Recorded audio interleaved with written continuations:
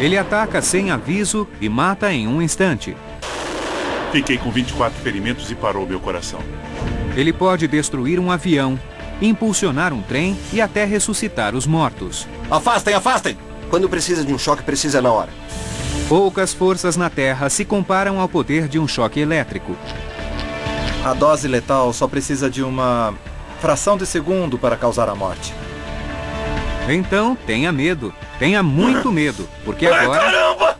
Apresentamos o choque elétrico no Maravilhas Modernas.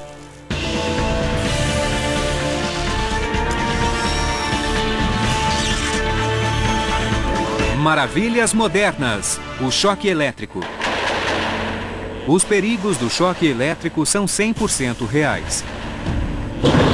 Você raramente o vê chegando e ele nunca tem misericórdia. Ainda assim, controle seu poder mortífero e o choque elétrico pode se transformar em armas engenhosas, apesar de controvérsias. Nós o pegamos. Usaram um taser? Minha nossa! E talvez nenhum seja mais controverso do que os produtos fabricados na Taser International, fabricantes da mais avançada tecnologia de armas não letais do mundo. E Rick Smith, o presidente da empresa, tem algo a provar. Deita ele! Deita ele! Ele acaba de ser completamente imobilizado pelo choque de um Taser X-26 de uso exclusivo da polícia. O que ele quer provar? Que apesar das controvérsias, esta arma é tão segura quanto eficaz. Eu mesmo já fui atingido 7 vezes e não é divertido. É muito desconfortável e é assustador, porque você não consegue controlar o próprio corpo, mas no momento que para, você volta ao normal. Uhul!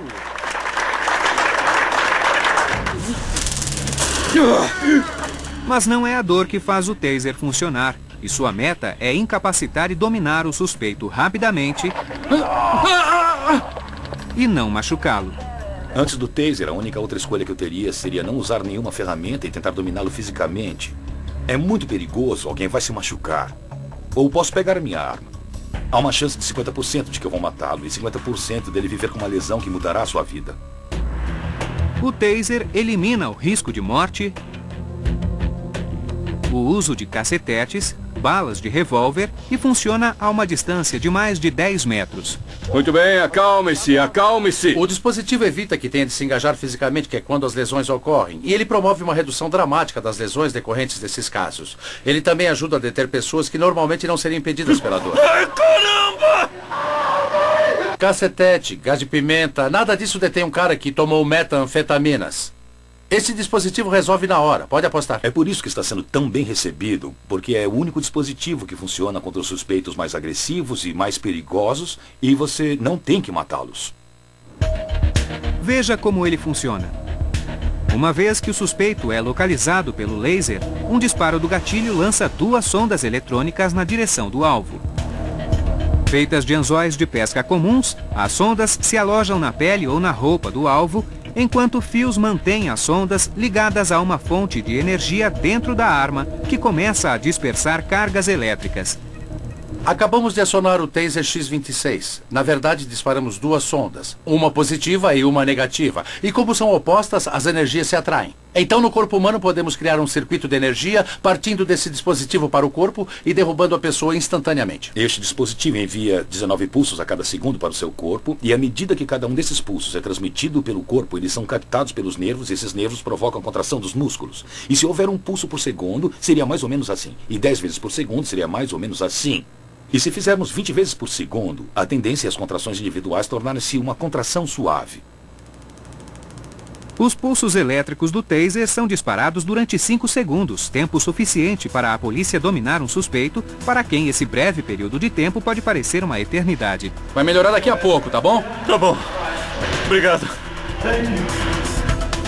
E não é de surpreender que essa tecnologia levou anos para ser desenvolvida. O invento original de Jack Cover foi criado em 1962. Ele trabalhou nesse dispositivo aqui no final dos anos 60. Este é o taser original. E o nome é um acrônimo para rifle elétrico de Thomas A. Swift. Daí que veio o nome dele. E também disparava 2 sondas.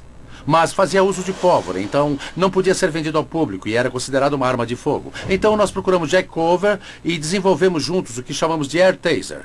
Usava uma bateria de 9 volts e começou a ser vendido em uma loja de eletrônicos. Este é o X26, o dispositivo da geração seguinte, e saiu por volta de 2001. Aumentamos sua capacidade, temos um cartucho secundário aqui, então pode levar um sobressalente bem aqui. E depois, bem, foi para os cidadãos. O C2 era um sistema de baterias bem menor, usa um sistema novo de cartucho a ar totalmente diferente, mas ao mesmo tempo é bem menor, mais esguio e mais leve. Todos os tasers produzem o mesmo choque e os avanços seguintes foram em tamanho e portabilidade. Pegamos o taser inteiro, o X26 inteiro, que cabia na mão, mudamos a sua carcaça e investimos anos de engenharia, muitos anos de engenharia nele e conseguimos miniaturizá-lo até caber dentro de um cartucho calibre 12. Então agora, em vez do policial segurar a fonte de energia e disparar os fios contra você, colocamos o taser inteiro dentro de um módulo independente que o dispara. E então, se houver várias ameaças, o policial pode enfrentar essas várias ameaças e pode fazê-lo de distâncias bem maiores. Incrivelmente, não importa o modelo, a quantidade de energia necessária é mínima. São utilizados cerca de 20 mil pulsos de uma pequena pilha de câmera digital. Então é uma fração do que é necessário para tirar uma foto digital, até mesmo sem usar o flash. A foto usa mais energia do que o taser precisa para interferir nos pulsos elétricos do seu corpo. E em relação aos efeitos da eletricidade, até hoje todos os estudos mostraram que temos uma margem de segurança bem significativa e ele não afeta as funções vitais do corpo, como os batimentos, a respiração e tudo mais. Mas o taser ainda causa muita controvérsia e lesões devido a quedas não são incomuns. Mas embora os tasers produzam um choque controlado, a mãe natureza não é bem assim. Em 2000, Mike Atley foi atingido por um raio enquanto jogava golfe em Cape Cod, Massachusetts. Naquele dia, seu parceiro de jogo era Bill Todd. Estávamos saindo do green apressadamente e eu ouvi o maior estrondo da minha vida. Então eu me virei e vi Mike caído no chão. E havia fumaça saindo dele. Ainda não tinha começado a chover, mas cerca de 20 segundos depois de eu ser atingido, o céu todo se iluminou. Então houve raios e trovões, uma chuva torrencial com granizo e tudo mais. Aqueles caras, Bill e Dick, tentaram me reanimar por quase 15 minutos antes dos paramédicos chegarem ao local onde estávamos no campo. Estima-se que 100 raios atingem cada segundo. E não é preciso chover para que eles caiam. Os raios são criados quando umidade, gelo e vento fazem com que as cargas elétricas positivas e negativas dentro da nuvem se separem. No decorrer do tempo, essas cargas aumentam de intensidade até resultarem em uma descarga elétrica com a potência de mais de 100 milhões de volts e com temperaturas de cerca de 28 mil graus Celsius. Existe um grande potencial de voltagem lá em cima nas nuvens. E chegará um ponto que ele irá ionizar um canal através do ar. E então toda essa energia será lançada através desse canal ionizado até a Terra. Os raios são uma das principais causas de mortes relacionadas ao clima. E aqueles que sobrevivem são simplesmente sortudos. Quando eu acordei, que eu me lembre, foi 38 dias depois do incidente. Beijinhos. Muito bem. Ele frita o corpo e frita o cérebro. Consigo andar muito bem por algum tempo, e então eu tropeço e caio. E mentalmente eu passo muito bem por algum tempo, então eu tenho um branco. Presta atenção, eu vou soltar agora, hein? Contrário à crença popular, vestir alguma coisa metálica ou carregar objetos de metal como tacos de golfe não atrai raios. E no caso de Mike, eles podem ter em parte salvado a vida dele. A maior parte da carga passou pelo taco e fez um buraco enorme no chão. Quando o raio passou pelo corpo de Atley, seu taco de ferro fez as vezes de um para-raios, desviando a corrente de seu corpo até o solo. Mas não toda ela. O restante da carga passou pelo meu corpo e parou o meu coração. Então é possível que o taco tenha impedido que eu sofresse mais danos. Mas a grande realidade é que aquele pouco que passou pelo meu corpo fez meu coração parar e sem ressuscitação não estaríamos tendo essa conversa. Um professor japonês capturou esta imagem notável de um Boeing 747 sendo atingido por um raio logo após a decolagem. A maioria dos raios percorre de uma ponta até a outra do objeto. Então, a queda do raio pode ocorrer em um extremo da carcaça, a corrente passará pela carcaça e sairá pelo outro extremo, ou pela ponta de uma asa. Existem grandes chances de que todos os aviões americanos sejam atingidos por raios pelo menos uma vez ao ano. Mas nenhum avião americano caiu graças a eles desde 1962, quando uma faísca fez os vapores do combustível explodirem. Parte do que protege muitos aviões é o fato de que são feitos de alumínio, um excelente condutor elétrico que mantém a maior parte da carga elétrica fluindo na parte externa do avião, e daí até o ar. E tudo dentro da aeronave, incluindo os passageiros, permanecem seguros. Um pesquisador do Museu de Ciências de Boston demonstra esse princípio usando um gerador de Van de Graaff para simular o poder chocante de um raio. Chama-se efeito de superfície, porque contanto que eu não toque a parte externa da jaula, eu estarei perfeitamente seguro. Mesmo que seja atingido por mais de 1,5 milhão de volts e uma quantidade letal de energia elétrica. Mas isso não significa que os aviões estejam totalmente seguros. Ele pode afetar praticamente qualquer um dos sistemas elétricos no avião e fazer com que o avião faça coisas que o piloto não está mandando ele fazer. Se você estiver a 10 mil metros, não é lá grande coisa, mas se estiver a 15 ou 30 metros do chão, chegando na pista e for atingido por um raio, com certeza o avião pode mergulhar e ficar numa situação muito ruim.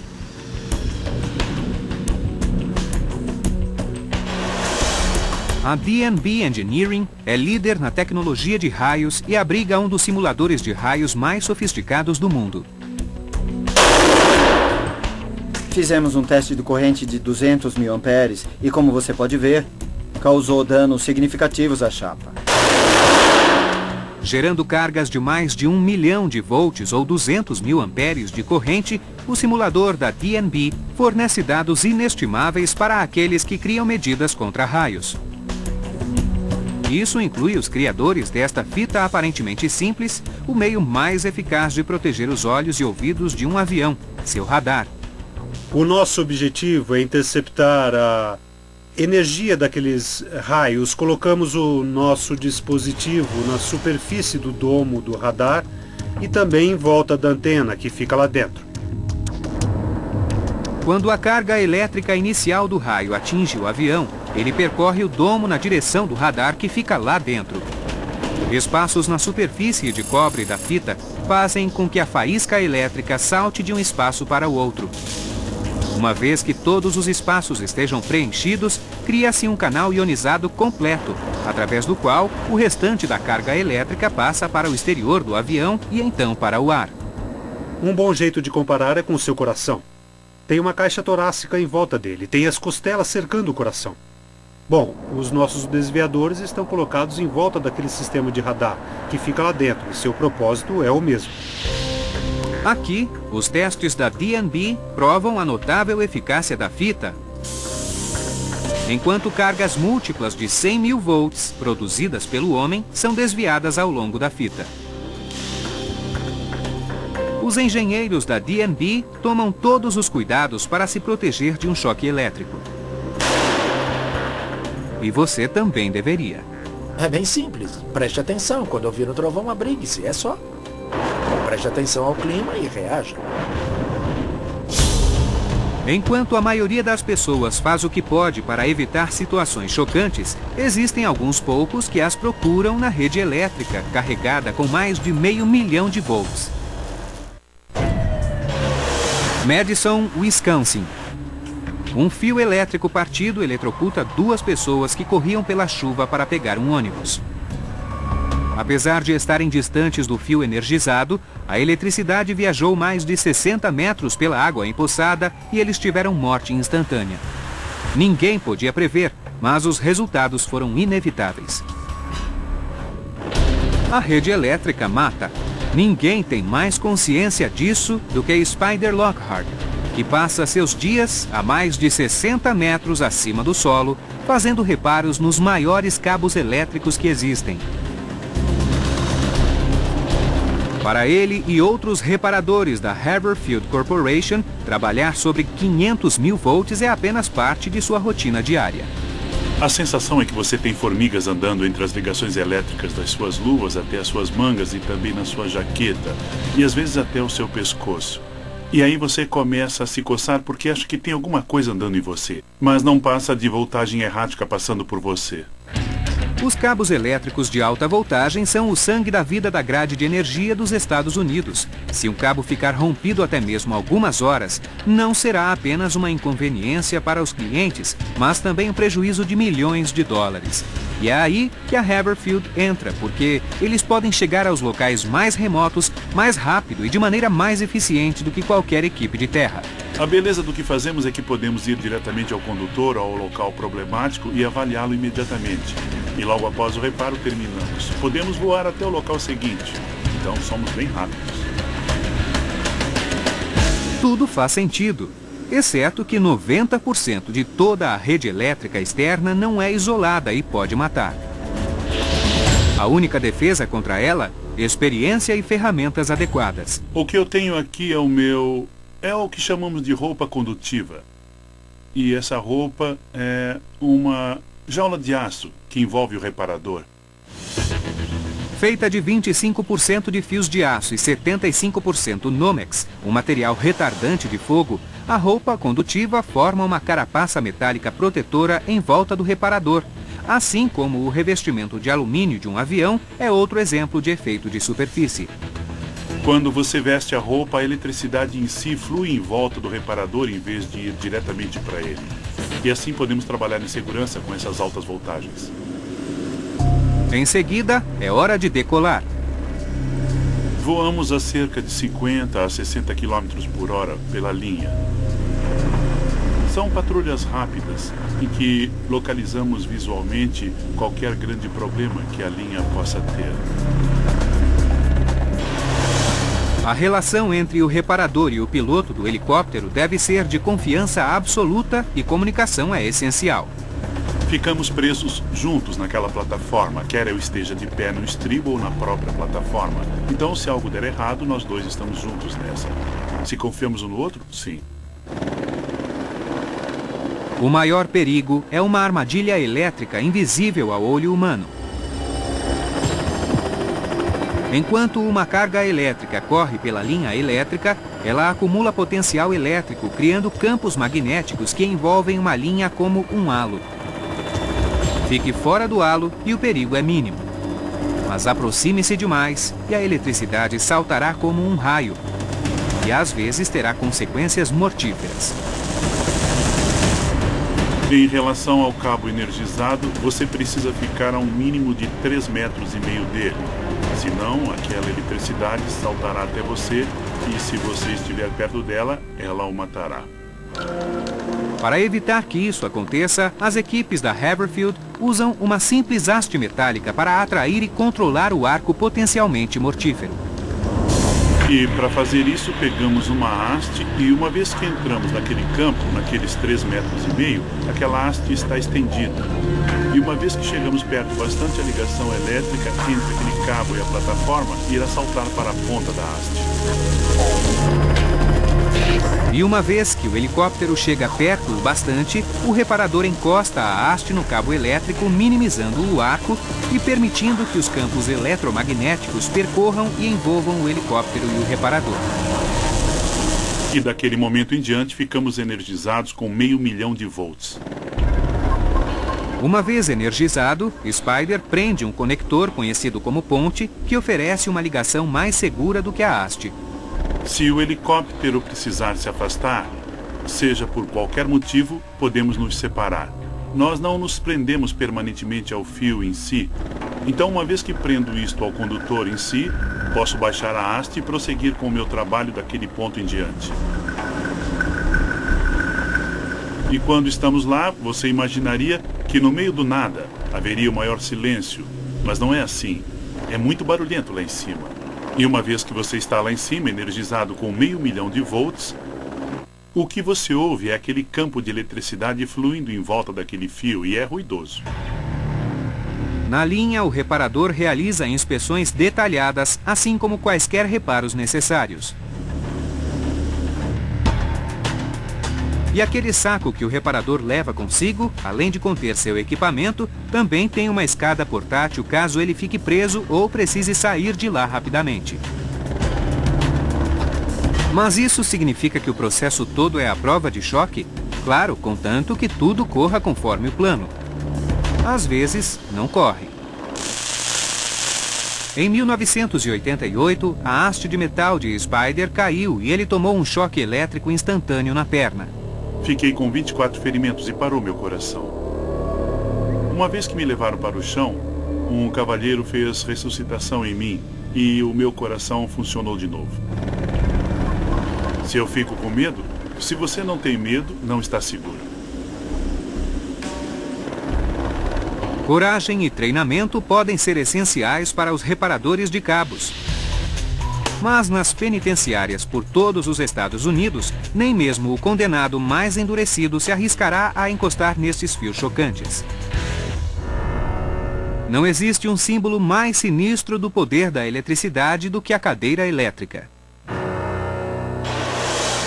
Até hoje, mais de 4.000 pessoas absorveram seu poder chocante. E apenas um, o assassino condenado Willie Francis, que teve o benefício de um eletricista incompetente, viveu para contar sua história. Hoje, a cadeira raramente é usada, mas isso não significa que o elétrico não desempenhe um papel integral na vida da penitenciária.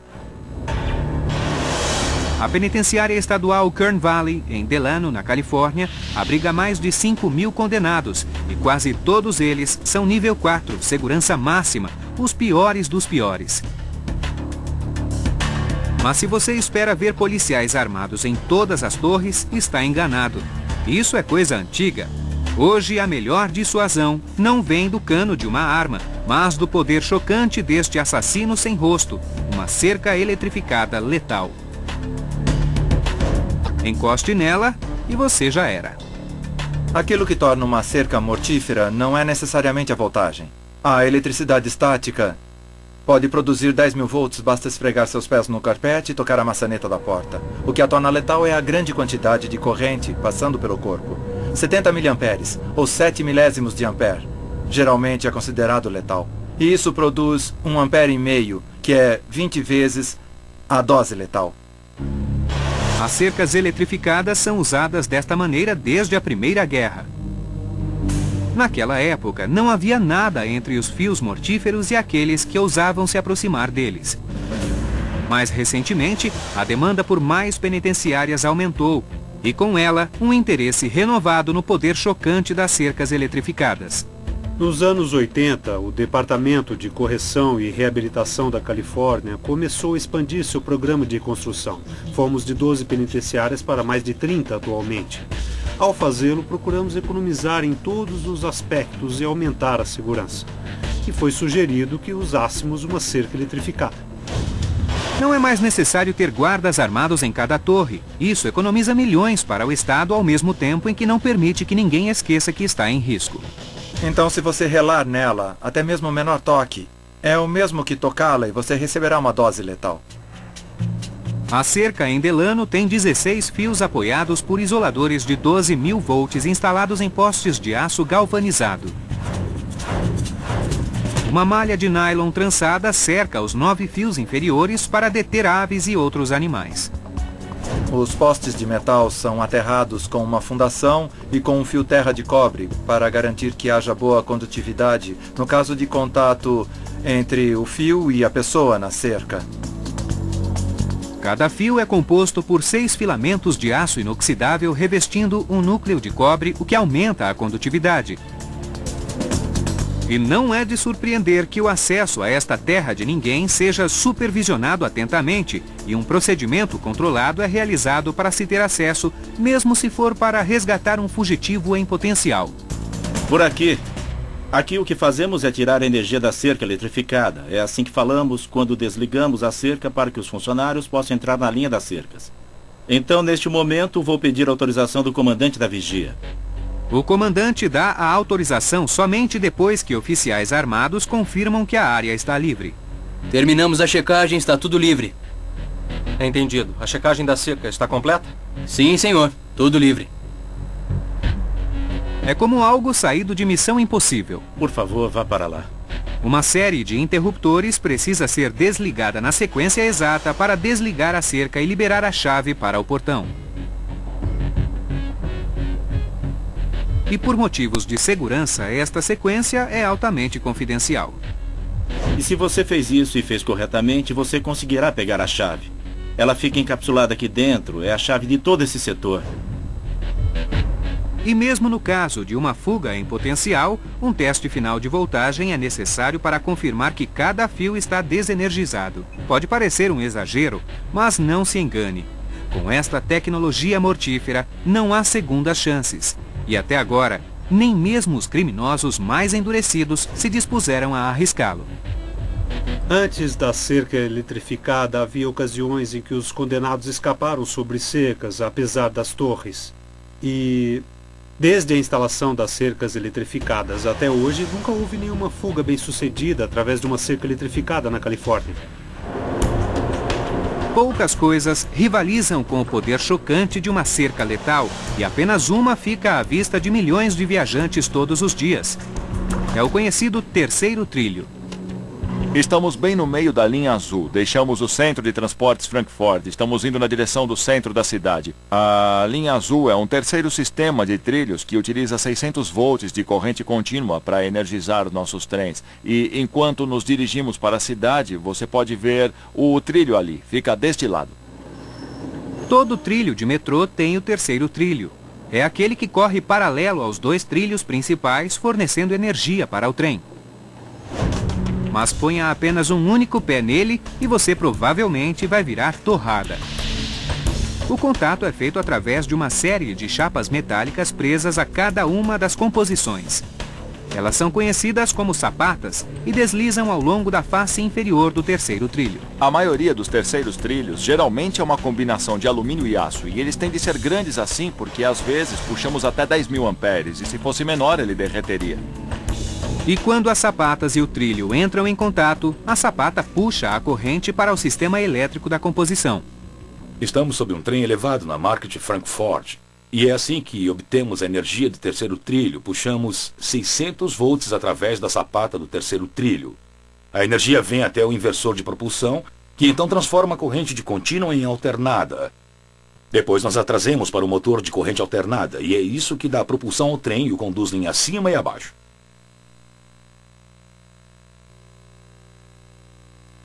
A energia também faz o motor funcionar, assim como as luzes e o ar-condicionado.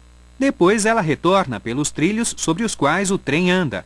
Basicamente, um trem do metrô é um circuito enorme, mas simples. O lado positivo é o sistema do terceiro trilho e o negativo é o trilho. A nossa subestação faz as vezes da bateria. O fio que vem da subestação vai para o terceiro trilho. O trem usa essa energia, então a devolve através das rodas do trem e ela retorna através dos trilhos. E os trilhos estão ligados a outro cabo que vai até a subestação, e assim ela faz um circuito completo. A maioria dos terceiros trilhos possui uma capa protetora, mas ela está lá para proteger o trilho de materiais estranhos e não pessoas contra eletrocuções. No pior dos casos, se você tocasse o trilho, ficaria grudado nele. A voltagem no sistema é tão alta e as correntes podem ser tão fortes que, embora suas mãos sofram apenas queimaduras menores, você estará queimando por dentro. Os seus órgãos podem ser queimados e você pode ter lesões internas. Então, embora não veja grandes lesões externas, terá danos significativos por dentro. Os choques elétricos, como aqueles produzidos pelo terceiro trilho, podem pôr fim à sua vida. Mas terapias como o eletrochoque podem salvá-la.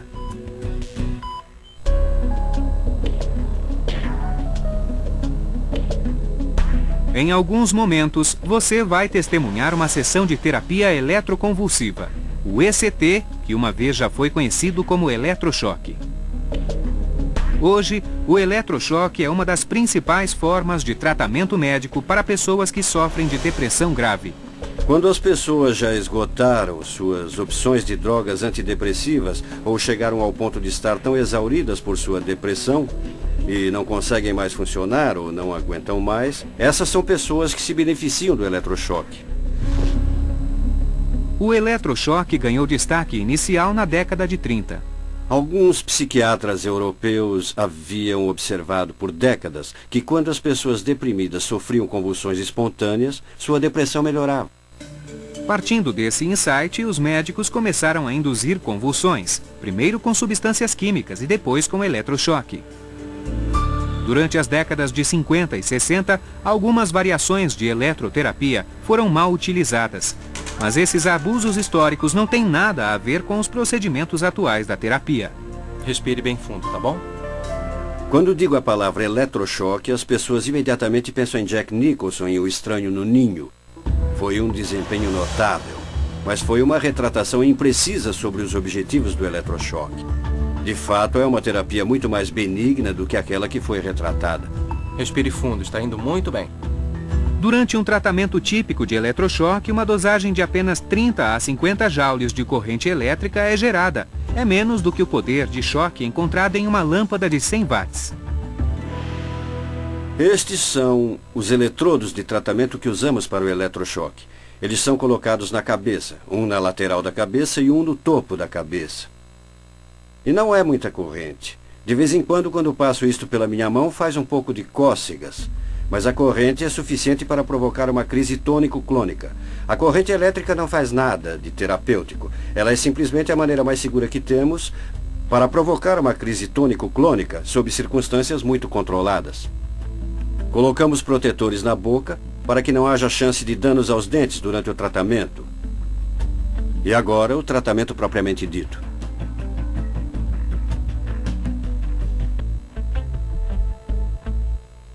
Você vê um travamento do maxilar durante o estímulo. O estímulo agora terminou. E o paciente está tendo uma crise tônico-clônica. Vemos o uso das mãos e dos pés. Mas a parte principal do corpo permanece imóvel durante o tratamento. E durante o eletrochoque, acontece o mesmo que acontece durante um ataque epilético. O cérebro todo se ativa e desativa cerca de 3 vezes por segundo, durante até 1 minuto. Nós não sabemos por que esse evento, que geralmente é catastrófico para pessoas deprimidas, acaba sendo terapêutico e às vezes até pode salvar sua vida. Os efeitos colaterais incluem uma dor de cabeça breve e intensa e perda de memória a curto prazo. As memórias a longo prazo não são afetadas.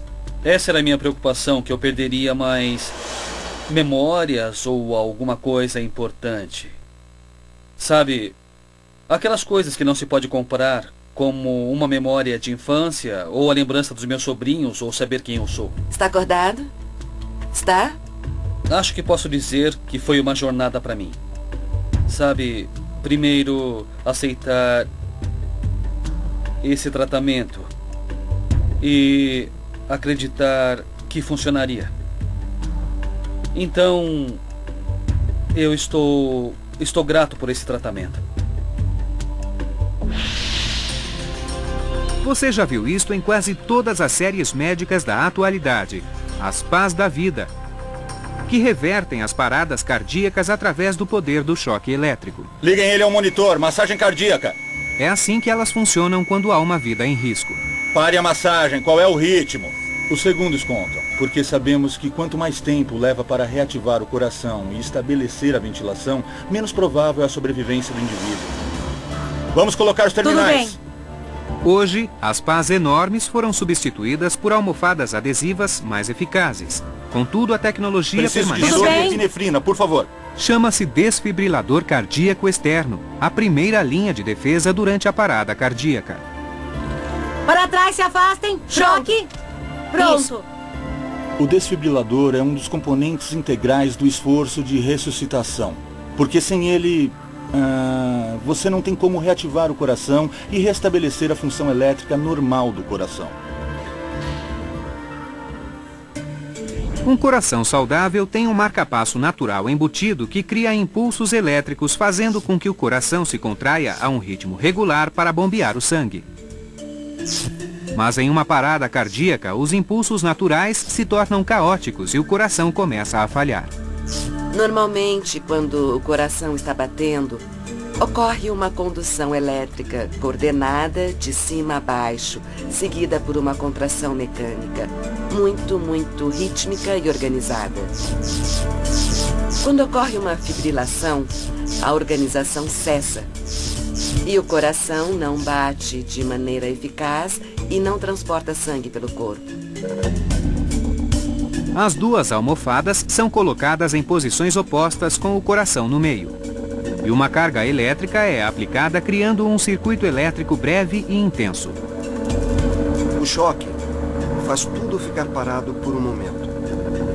Você precisa ter a capacidade de acabar com a atividade caótica das células individuais. E então, uma vez que você tenha acabado com tudo, então o sistema de condução normal do coração pode permitir ao coração voltar ao bombeamento periódico e coordenado que é necessário. É como reinicializar o seu computador. A Physio-Control, em Redmond, Washington, é líder entre os fabricantes de desfibriladores externos. É preciso cerca de 2.000 volts com cerca de 40 amperes de corrente para a pessoa comum. 40 amperes é a quantidade de corrente necessária para fazer funcionar uma lavadora ou uma secadora. E já que é energia externa, existe todo tipo de questões relacionadas à parede torácica. Sua espessura, o quanto é musculosa e as costelas, porque você vai passar por esses tecidos para chegar ao coração. Então, o primeiro choque pode atingir apenas o que está evitando que a eletricidade chegue ao coração. E então, o segundo choque pode ser aquele que realmente funciona. Choque! Continue a massagem cardíaca.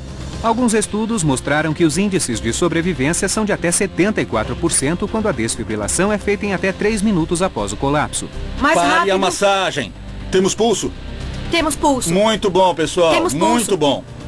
Quando se precisa de um choque, é a única coisa que vai ajudá-lo. Porque quando precisa, não precisa daqui a 20 minutos, não precisa daqui a 10 minutos, precisa na hora. Você nunca se cansa de ouvir que ele salvou a vida de alguém. Nunca. Nem a desfibrilação, nem o eletrochoque têm mais de um século de existência. Mas as verdadeiras origens do choque elétrico datam de um mundo antigo e de um estranho tipo de peixe com um autêntico poder de choque. Quando a bateria do seu carro morre, você a substitui. O mesmo vale para as pilhas de sua lanterna. Mas e a nossa fiação interna? Biobaterias, fontes de energia natural microscópicas e implantáveis para os seus olhos e ouvidos, podem parecer futurísticas. De fato, por ora elas são. Mas a chave para desvendar seu segredo pode estar perto, espreitando nas águas lamacentas do rio Amazonas.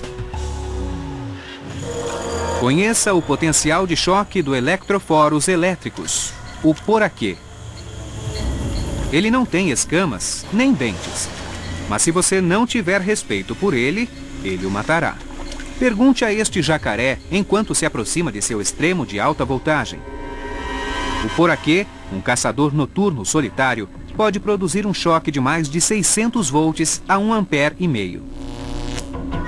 Este cara aqui tem apenas 6 anos. Eles vivem mais de 20 e podem pesar entre 18 e 27 quilos. E crescer até 2,70 metros. E imagine que ele também pode eletrocutar qualquer coisa até a morte. E é isso que coloca o poraquê na posição de predador no topo da cadeia alimentar. Ele come aves, ele come peixes, come praticamente qualquer coisa que consegue pôr na boca. E entender seu poder chocante é entender sua incrível fisiologia. Este é um poraquê, capturado em 1936, no Alto Amazonas, no Peru. E tem todas as qualidades que um poraquê chocante demonstra claramente. Ele tem uma cabeça, uma boca do tamanho médio, nadadeiras peitorais pequenas, o ânus fica bem aqui, um pouco abaixo da ponta do focinho, e o resto dele, 80% deste peixe, não passa de baterias. O poraquê possui 3 pares de órgãos que geram diferentes níveis de cargas elétricas para atender a várias necessidades. Seu órgão sexual funciona como um sonar, gerando níveis baixos de eletricidade que orientam o poraquê enquanto ele nada. Esta é uma imagem do campo elétrico à volta dele, que o orienta. Pode haver um tronco aqui e uma pedra mais ali, e enquanto ele nada através da água, ele capta todos esses obstáculos. E uma vez que ele capta alguma coisa que percebe como comida, vai na direção dela. E aí sua amperagem produzida pelo seu órgão de Hunter ou pelo seu órgão principal pode entrar em ação. À medida que o poraquê se aproxima da presa, seu cérebro inicia uma reação química dentro das células do órgão de Hunter e do órgão principal. Esses órgãos são compostos por milhões de células pequenas e chatas, conhecidas como eletrócitos, que ficam empilhadas em sequência como uma bateria seca. Quando energizado, cada eletrócito gera apenas 0,15 volts. Mas alinhados e disparados ao mesmo tempo, a carga elétrica é ampliada para 600 volts. Então, à medida que se aproxima desse objeto, pode amplificar esse campo. E se for seu elemento zap, ele o eletrocuta e então, acabou. O poraquê concentra a carga elétrica através de sua cabeça. E se você acha que isso é confortável para o poraquê, pense de novo. Quando você olha de perto, quando alimentamos este peixe, você pode vê-lo eletrocutar sua presa e você também pode vê-lo se contrair. Ele faz assim porque dá um choque em si mesmo e o cérebro dele sente isso. Então, o cérebro é protegido por uma camada de gordura e cartilagem para que não tenha os mesmos problemas que sua presa tem quando ele a ataca e a eletrifica. No mundo todo, existem mais de 500 espécies de peixes que geram eletricidade, incluindo a raia elétrica do Mediterrâneo. A raia do gênero torpedo é uma das 4 famílias de raias elétricas. Existem 13 espécies dela e podem chegar a 2 metros, e elas conseguem amortecer suas presas. Elas param sobre suas presas à noite, então as envolvem com as nadadeiras e ao mesmo tempo eletrificam suas presas. Mas nenhum peixe que dá choque rivaliza com o poraquê.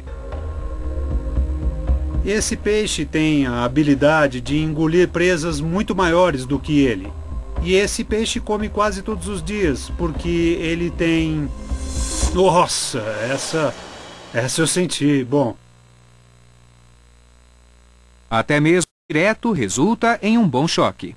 Coloquei os meus dedos na água, então... levei um choquinho. Meu coração está acelerado. O choque momentâneo de hoje, como o deste poraquê, pode conter os segredos para os avanços biomédicos de amanhã. E talvez algum dia possa energizar nossos olhos e ouvidos. Parece surpreendente que algo tão perigoso também possa ser tão inestimável. Mas isso vale para quase tudo sobre o choque elétrico. Negativo e positivo. Tudo reunido em uma coisa só. Aumente para 200.